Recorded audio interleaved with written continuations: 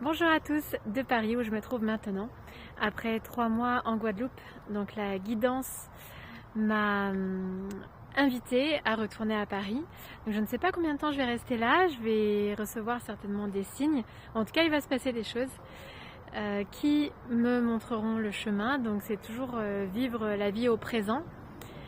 Et c'est ce que la vie nous enseigne en fait en ce moment. Surtout déjà depuis le Covid en fait, toutes ces dernières années, c'est vivre au présent.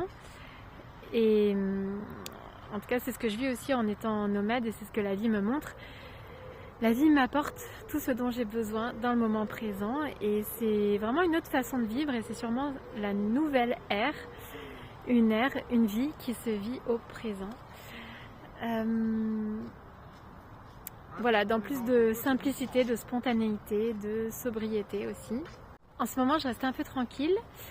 Hier, j'avais un rendez-vous chez le dentiste. Donc voilà, du coup, je vais éviter un peu de parler, de faire des vidéos. Je vais en faire un peu moins cette semaine, peut-être, normalement. Mais je vais mettre à jour mon blog.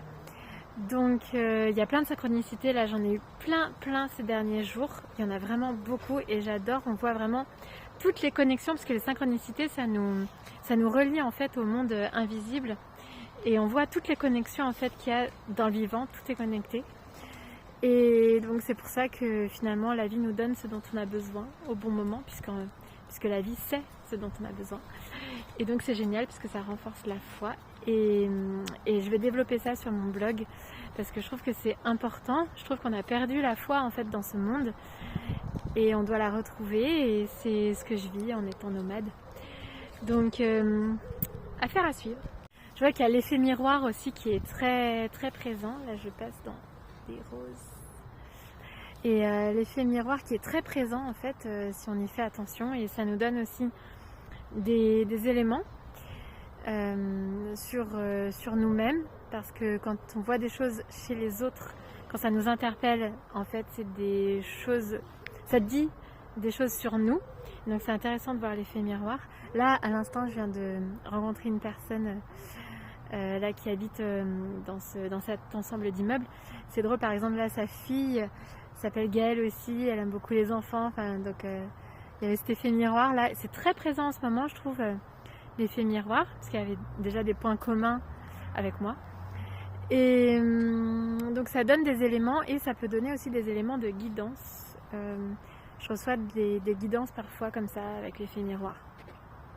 Donc on peut regarder ça. Et cette nouvelle ère qui s'annonce, justement, c'est une ère où le cœur est présent. Donc suivre son cœur, c'est-à-dire faire ce qu'on aime, se laisser porter par ce qu'on aime.